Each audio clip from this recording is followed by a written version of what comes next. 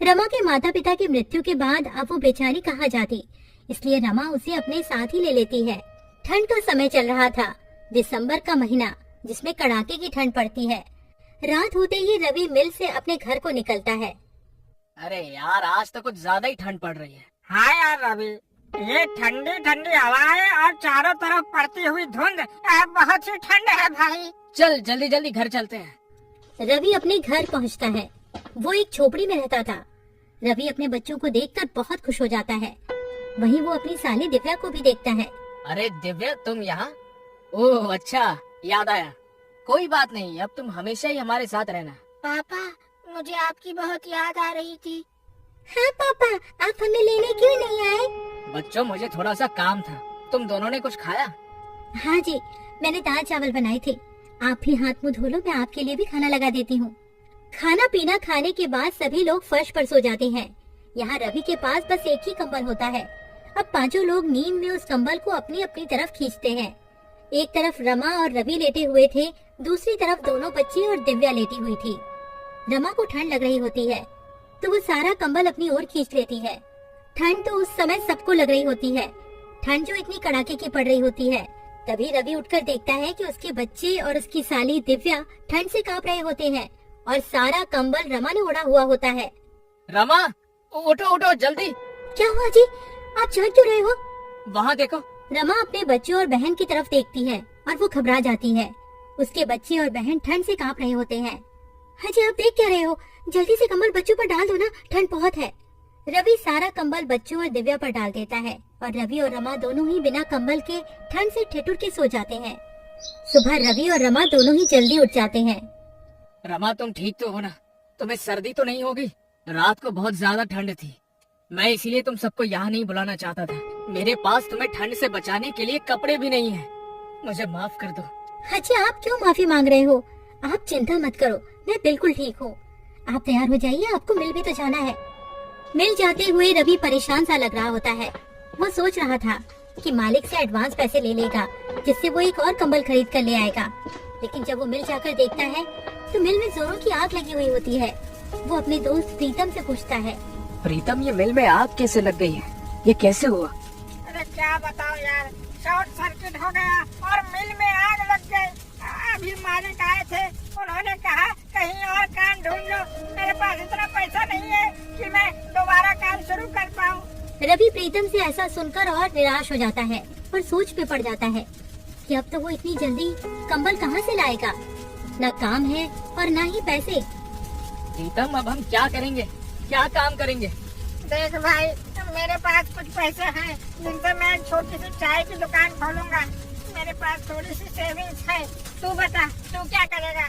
पता नहीं यार, मेरे पास तो पैसे भी नहीं। जितने पैसे यहाँ से मिलते थे वो पैसे तो मैं अपने गांव भेज देता था। अब तो मेरे पास एक फूटी कौड़ी करनी है। चल, मैं घर चलता हूँ, फिर मिलेंगे यहाँ।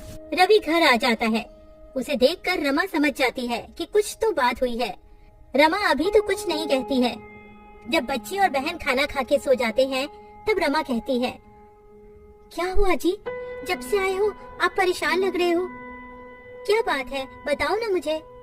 रवि रमा को सारी बात बता देता है। रमा भी रवि को ऐसे उदास देखकर खुद भी उदास हो जाती है और कहती है, हाजी आप इतना परेशान क्यों हो रहे हो? सब ठीक हो जाएगा, भगवान पर भरोसा रखो। मेरे पास कुछ पैसे बचे हैं, उनसे आप थोड़ी सी रुई और कपड़ा ला देना, मैं उससे एक रजाई बना लूंगी। उसके बाद आप काम ढूंढने चले जाना। सुबह होते ही रवि रमा को रुई और कपड़ा देकर वहाँ से चला जाता है और रमा रुई को कपड़े में भरकर रजाई की तरह सिल रही होती है। तभी, दीदी क्या हुआ, सब ठीक तो है ना? जब से हम यहाँ आए हैं जीजा जी कुछ दुखी से रहते हैं, क्या उसकी वजह मैं हूँ? अरे दिव्या, तू पागल है क्या? ऐसा कुछ भी नहीं है। तू तो जानती है ना, तेरे जीजा जी तो ऐसे नहीं है जैसा तू सोच रही है। वो तो उनकी मिल में आग लग गई है, वो इसीलिए परेशान है। तू ज्यादा अपना दिमाग मत चला। हाँ, जाकर अब अपना काम कर। रमा एक सुंदर सी रजाई बना देती है। उधर रवि पूरे दिन यहाँ वहाँ काम ढूंढता है पर उसे कोई काम नहीं मिलता है। वो निराश होकर घर आ जाता है। रवि घर आकर देखता है रमा ने एक सुंदर सी रजाई बना ली होती है। अरे वाह रमा, तुमने तो बहुत ही सुंदर रजाई बनाई है। अरे तुम तो बहुत ही अच्छी रजाई बनाती हो। जी, वो गांव में खाली समय में मैंने रजाई बनाना सीख लिया था। आप बताइए, कहीं काम मिला क्या आपको? नहीं रमा, बहुत ढूंढा पर कहीं कोई काम नहीं मिला। कल फिर जाऊंगा, देखते हैं, कहीं कुछ न कुछ काम मिल ही जाएगा। रमा बच्चों को नई रजाई में सुला देती है और खुद दोनों मियाँ बीवी पुराने कंबल में सो जाते हैं। अगले दिन रवि का दोस्त प्रीतम रवि का हाल पूछने उसके घर आया हुआ होता है। तभी अरे वाह रवि, ये रजाई तो बहुत अच्छी है, कहाँ से लाए हो? अरे प्रीतम, मैं ये कहीं से लाया नहीं हूँ। ये रजाई तो तेरी भाभी ने बनाई है। क्या कह रहे हो? ये रजाई भाभी ने बनाई है? भाई ये तो बिल्कुल वैसी ही रजाई है जो दुकानों में मिलती है। अरे वाह भाभी जी, आप तो बहुत ही बड़ी कलाकार हैं। अरे तो वो सब छोड़, ये बता तेरी चाय की दुकान का क्या हुआ? हाँ भाई, मैं इसीलिए तो आया हूँ। मैंने हाईवे पर एक चाय का स्टॉल खोला है। तू बता, तेरा क्या हुआ? कहीं पर काम मिला कि नहीं? नहीं भाई, अभी तो मुझे कहीं भी कोई काम नहीं मिला। मिल जाएगा, वैसे भी मैं ढूंढ तो रहा ही हूँ। अच्छा, आप भाभी एक रजाई मेरे लिए भी बना देना, मुझे ये रजाई बहुत पसंद आई है। जी भाई साहब, मैं आपके लिए भी कैसी ही रजाई बना दूंगी, आप ले जाना। अच्छा रवि, तुम एक काम क्यों नहीं करते हो? क्यों ना तुम रजाई बेचना शुरू कर दो? भाभी जी बहुत अच्छी रजाई बनाती है, लोग खूब खरीदेंगे ऐसी रजाई। तुम बोल तो ठीक ही रही हो, अभी तो मेरे पास कोई और काम नहीं है और ठंड भी बहुत पड़ रही है। चलो ऐसा ही करके देखता हूँ कुछ दिन। पर प्रीतम, मैं ये रजाई बेचूंगा कहाँ? हाईवे पर मेरे चाय के स्टॉल के पास तुम ये रजाई बेच सकते हो। पर प्रीतम, में एक और दिक्कत है, मेरे पास पैसे भी नहीं है सामान लाने के लिए। अरे तुम चिंता मत करो, ये लो पैसे, इनसे तुम सामान ले आना है। ठीक है, फिर मैं आज ही रजाई बनाने का सामान ले आता हूँ। क्यों रमा, ठीक है ना? आप जैसा भी कहो, मैं तो आपके साथ कोई भी काम करने को तैयार रहती हूँ। रवि और प्रीतम दोनों चले जाते हैं। रवि बहुत सारी रुई और कपड़ा घर ले आता है। उसके बाद रमा रजाई बनाने का काम शुरू कर देती है। रवि के साथ साथ रमा की बहन दिव्या भी उसकी मदद कर रही होती है और बच्चे भी रजाई में रुई भरने में लगे हुए होते हैं।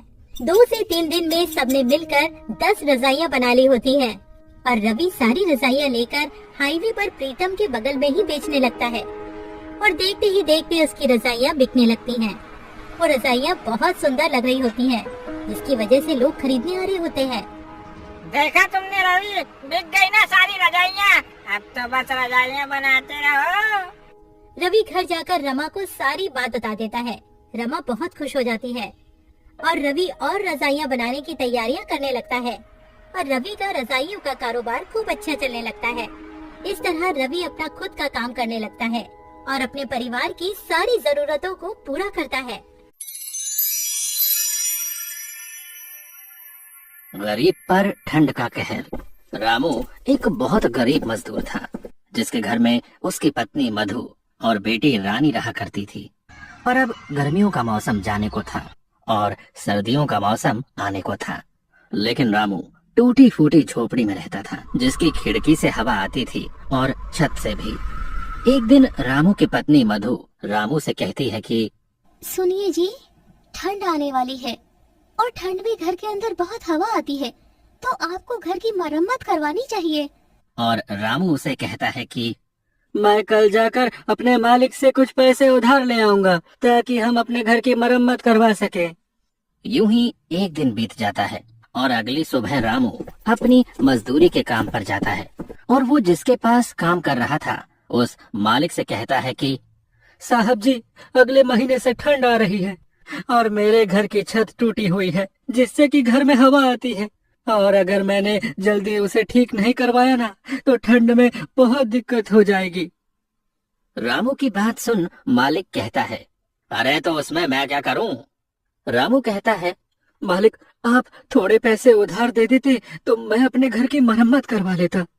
मालिक कहता है कि अरे अभी तो तूने उतना काम भी नहीं किया है जो मैं तुझे उधार दे सकूं, अभी मेरे पास पैसे नहीं है।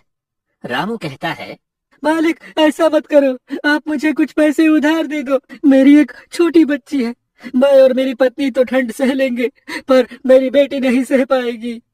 रामू की लाख मिन्नतें करने पर भी उसे पैसे नहीं देता है और बेचारा रामू उदास शाम को घर लौट आता है। रामू के घर आते ही उसकी पत्नी मधु उससे पूछती है कि क्या आप मालिक से पैसे लाए? तो रामू उसे बताता है कि मालिक ने पैसे देने से मना कर दिया है। जिसके बाद मधु भी अब परेशान हो जाती है। दोनों ही इस बात को लेकर काफी परेशान हो गए थे कि अब सर्दियों में उनका गुजारा कैसे होगा। अब रामू मधु से कहता है कि अभी ठंड आने में पूरा 1 महीना बाकी है, तो मैं अगले महीने की 1 तारीख को अपने मालिक से पैसे के लिए बोलूंगा और तब शायद मालिक मना न करे।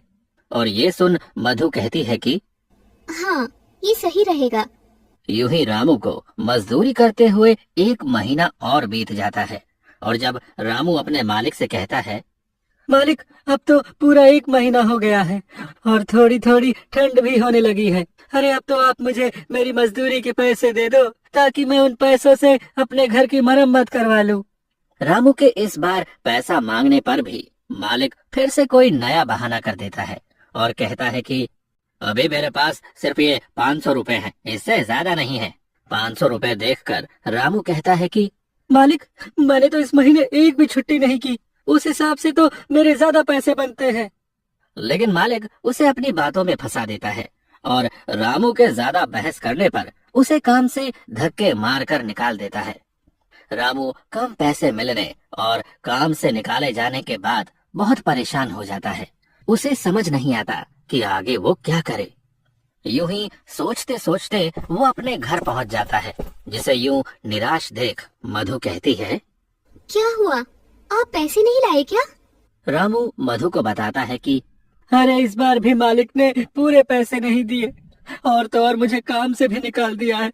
ये बात सुनकर मधु चिंता में पड़ जाती है और कहती है कि अब घर कैसे चलेगा और ठंड में हमारा क्या होगा? रामू कहता है, तुम चिंता मत करो, मैं कहीं काम ढूंढता हूँ। इतना कहकर वो उन पैसों से घर में राशन भरवाता है और अब उसके पास पैसे खत्म हो गए थे। कुछ दिनों तक रामू यहाँ वहाँ काम की तलाश में भटकता है, पर उसे कहीं काम नहीं मिलता। वहीं दूसरी ओर अब ठंड भी धीरे धीरे बढ़ने लगी थी और रात के समय रामू के घर में ठंडी हवा खिड़की और छत से आनी शुरू हो गई थी। ठंडी हवा की वजह से अब रामू, उसकी पत्नी और उसकी बेटी पूरी रात ठंड में कांपते रहे। उनके पास एक ही कंबल था, अब उसमें भी ठंड नहीं रुकती थी। एक रात बहुत ठंड पड़ रही थी और तेज ठंडी हवाएं चल रही थी, जिसकी वजह से रामू की बेटी रानी को तेज बुखार हो जाता है। और मधु रामू से कहती है, देखिए जी, रानी को बहुत तेज बुखार हो रहा है, वो पूरी तरह तप रही है। रामू कहता है कि अरे मेरे पास तो 1 पैसा तक नहीं है, हम रानी को डॉक्टर के पास कैसे लेकर जाएंगे? मधु कहती है, कुछ तो करना होगा, वरना रानी की तबीयत रात में और बिगड़ जाएगी। देखिए ना, कुछ तो कीजिए। वो रोने लगती है। दूसरी ओर रानी ठंड से कांप रही थी। रामू को कुछ समझ नहीं आ रहा था कि अब वो क्या करे। अब रामू रानी को अपनी गोद में उठाता है और हॉस्पिटल की ओर निकल जाता है। मधु भी उसके पीछे पीछे चल पड़ती है। बहुत दूर तक पैदल चलते चलते दोनों थक जाते हैं और रामू रानी को लेकर एक पेड़ के पास बैठ जाता है और रोने लगता है।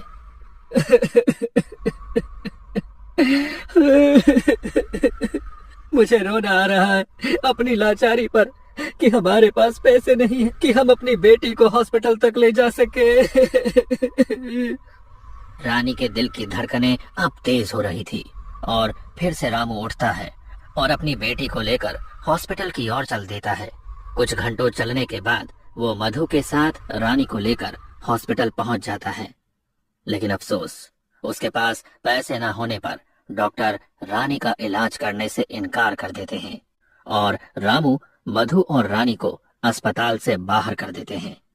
अस्पताल की सीढ़ी पर रामू अपनी बेटी को गोद में लिए बैठा रो रहा था और दूसरी ओर ठंड धीरे धीरे बढ़ती जा रही थी।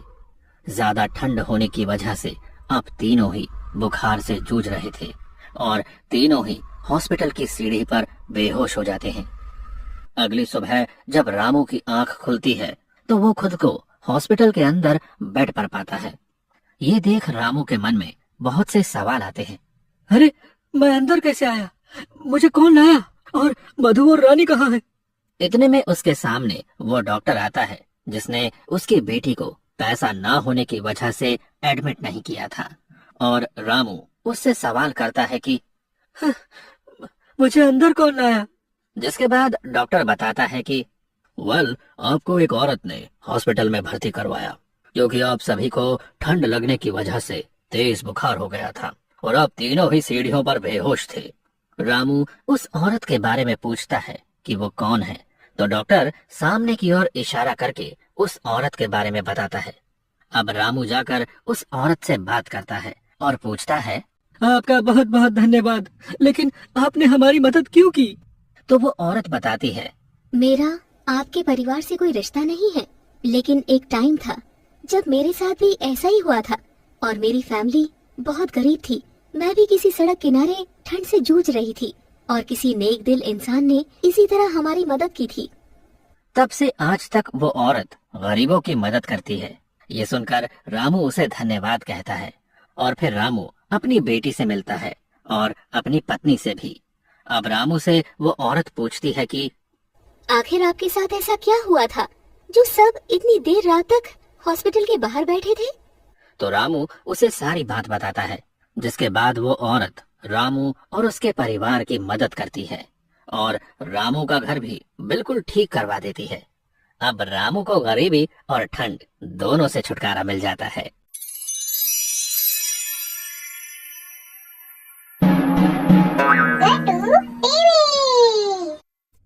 गांव के बीचों बीच एक बड़ा सा घर होता है जहां एक परिवार रहा करता था जिसमें शामू और सीमा रहा करते थे। शामू के घर में उसके माता पिता और उसका बड़ा भाई भी अपनी पत्नी के साथ रहा करते थे। शामू का बड़ा भाई राजीव शहर की एक बड़ी कंपनी में काम किया करता था, इसलिए उसका रहन सहन भी वैसा ही होता है। वहीं दूसरी तरफ शामू बिल्कुल सिंपल स्वभाव का होता है जो गरीबी में ही अपना गुजर बसर किया करता था। श्यामू की पत्नी सीमा श्यामू का हर कदम पर साथ दिया करती थी। उन दोनों की जिंदगी गरीबी में भी खुशी से बीत रही होती है।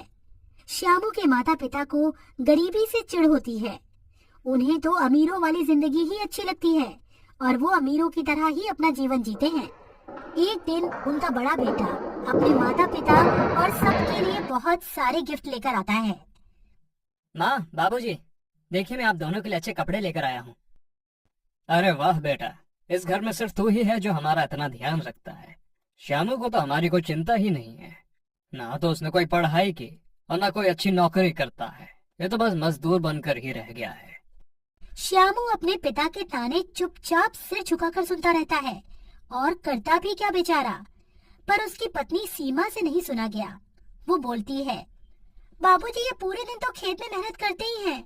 अगर आप अपने बेटे को हौसला नहीं देंगे तो वो कैसे तरक्की करेंगे?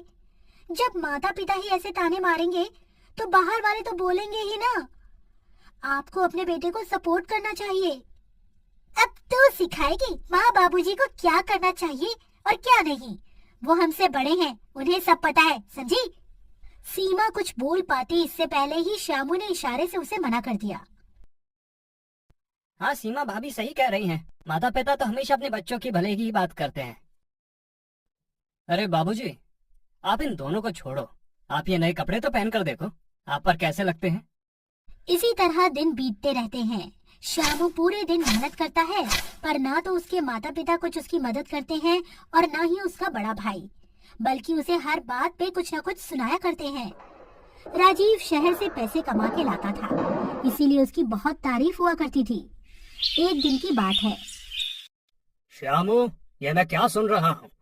तुमने चोरी की है। देख तेरा बड़ा भाई कितने गुस्से में है। चोरी? कैसी चोरी? मैंने कोई चोरी नहीं की। देख श्याम, तू झूठ मत बोल। पहले ही लोग तुझे नकारा बोलकर बाबूजी को ताने मारते हैं और अब तू चोरी भी करने लगा। तूने मेरे पर्स में से पैसे क्यों निकाले?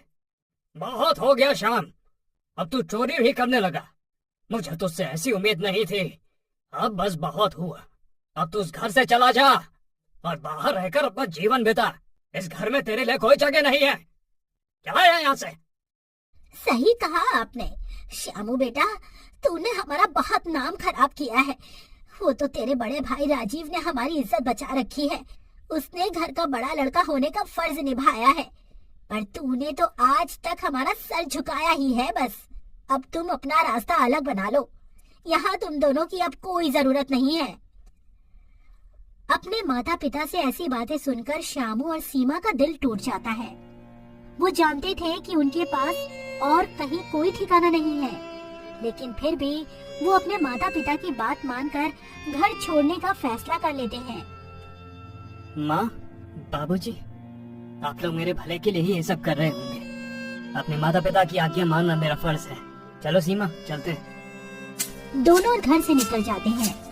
श्यामू और सीमा गांव से बाहर एक टूटी फूटी झोपड़ी किराए पर लेकर रहने लगते हैं। अब उनके पास खाने पीने के लिए भी बहुत कम सामान होता है। देखा जी आपने, अपना तीर सीधा जाकर निशाने पे लगा है। अब वो नकारा श्यामू हमारे रास्ते से हट गया, समझो। सही कहा तुमने, बस बाबूजी को पता मत चलने देना। वहीं दूसरी तरफ श्यामू उदास बैठा होता है। तब सीमा श्यामू से कहती है, आप चिंता क्यों करते हो जी? हम दोनों फिर से खूब मेहनत करेंगे और फिर से अपनी नई जिंदगी बनाएंगे और अपने सपने पूरे करेंगे। तुम ठीक कहती हो सीमा, मेहनत और ईमानदारी से एक दिन हमें जरूर कामयाबी मिलेगी। फिर क्या था, रामू दिन रात मेहनत करने लगता है। कभी खेतों में मजदूरी करता तो कभी लकड़ियां काटा करता है। सीमा भी पास की एक महिला के साथ सिलाई का काम सीखने लगती है। दोनों की जिंदगी मुश्किलों से भरी पड़ी होती है, पर वो हार नहीं मानते हैं। भाभी, मेरे पति बाहर मेहनत करते हैं, मेरा भी तो फर्ज बनता है ना कि मैं भी उनकी मदद करूं। क्या आप मुझे भी सिलाई कढ़ाई का काम सिखा सकती हो? अरे क्यों नहीं सीमा, आजकल की लड़कियां तो अपने गरीब पति को छोड़कर ही भाग जाती हैं। वही तू है कि अपने पति का साथ देना चाहती है। तू चिंता मत कर, मैं तुझे सब कुछ सिखा दूंगी। कुछ ही दिनों में सुमन सिलाई कढ़ाई का सारा काम सीख जाती है और अब उसके पास सिलाई के बहुत सारे काम भी आने लगते हैं। अगर आप सही समझो तो कुछ पैसे मैं इकट्ठा करती हूँ, कुछ आप इकट्ठा करो और हम इस झोपड़ी के बाहर एक छोटी सी दुकान खोल लेते हैं। आप बाहर दुकान संभालना और मैं अंदर सिलाई का काम संभाल लूंगी। अरे वाह सीमा, ये तो बहुत ही अच्छा सुझाव है। मैं दिन रात मेहनत करके तुम्हारे लिए भी एक दुकान खोलूंगा। इस तरह सीमा और शामू ने अपनी मेहनत से एक दुकान खोल ली होती है। वहाँ वो कुछ पैसे कमाने लगते हैं और उनके जीवन में खुशियाँ आने लगती हैं। एक दिन सीमा शामू से कहती है, जी देखा आपने, अब हमारी हालत पहले से काफी ठीक हो गई है। मुझे तो यकीन है कि हम एक दिन अपने सारे सपने जरूर पूरे कर लेंगे। सीमा, तुम्हारी मेहनत ने ही मुझे ताकत दी है। हमारे पास कुछ नहीं था, तुम्हारी मेहनत और भरोसे ने ही हमें यहाँ तक पहुँचाया है। इस तरह दोनों की मेहनत रंग लाती है और समय के साथ उन दोनों की दुकान धीरे धीरे बड़ी हो जाती है। उनकी दुकान की चर्चा गांव भर में होने लगती है। गांव में वो दोनों अपनी एक छोटी सी कुटिया बनाकर अपने नए घर में खुशी खुशी रहने लगते हैं। एक दिन दो महिलाएं सीमा से मिलने आती हैं और कहती हैं, अरे सीमा, तुम तो बहुत अच्छे कपड़े सिलती हो, लोग हमारे कपड़ों की बहुत तारीफ करते हैं। थैंक यू दीदी, आप हमारे कस्टमर हो, आप खुश रहो, हमें और क्या चाहिए। हमें तो तुम दोनों की जोड़ी बहुत अच्छी लगती है। तुम्हारा पति तो दुकान में दिन रात मेहनत करता ही है, तुम भी अपने पति के साथ कंधे से कंधा मिलाकर उसका साथ देती हो। ऐसी लड़की आजकल कहाँ मिलती है। बड़ा खुश नसीब है श्यामू कि उसे तुम्हारे जैसी पत्नी मिली। वहीं गांव में कुछ महीनों के बाद गांव में भाई का कारोबार धीरे धीरे डाउन होने लगता है। एक दिन राजीव की पत्नी उससे कहती है, अजी इस परिवार की सारी जिम्मेदारी हमारे कंधों पर ही आ गई है। आपका कारोबार भी ठप हो गया है। अब आप अपने माता पिता से कह दो कि हम उनका बोझ अब और नहीं उठा सकते हैं। वो दोनों तो बस हमारे पैसों पर ऐश करते रहते हैं, आखिर उन्हें भी तो कुछ सोचना चाहिए। देखो सुलेखा, तुम बात तो बिल्कुल सही कह रही हो, लेकिन मैं अपने माँ बाप के साथ ये सब नहीं कर सकता हूँ। पर कम से कम उन्हें खुद तो सोचना चाहिए कि दिन रात हमारा खाना खाकर अच्छे अच्छे कपड़े पहनकर यहाँ दिन रात पड़े रहते हैं। उन्हें तो खुद इस घर से निकल जाना चाहिए, बेकार में हम पर बोझ बने हुए हैं। तभी बाहर राजीव के माता पिता चुपके से सारी बातें उनकी सुन लेते हैं और सोचते हैं कि उन्होंने शामू के साथ अन्याय किया था। उन्हें अपने फैसले पर पछतावा हो रहा होता है। हमसे बहुत बड़ी गलती हो गई जी, हमने अपने ही बेटे के साथ इतना बड़ा अन्याय किया जो सच में अपनी ईमानदारी से हमारी जिंदगी को संवार रहा था, उसे हमने अपने घर से निकाल दिया। तुमने बिल्कुल सही कहा। हम राजू को कुछ भी बोल देते थे तो वो हमें उल्टा जवाब नहीं देता था, बस सर नीचे करके हमारी बातें सुनता रहता था। मेरे सारे तानों को मेरा बेटा सर झुका के सुनता रहता था। पर राजीव और उसकी बहू हमारे बारे में कितना बुरा सोचते हैं। हमने तो ये कभी सपने में भी नहीं सोचा था कि ये दोनों हमारे बारे में इतना बुरा सोचते होंगे। चलो श्यामू और छोटी बहू से माफी मांग लेते हैं, उम्मीद है कि वो हमें माफ कर देंगे। उसी दिन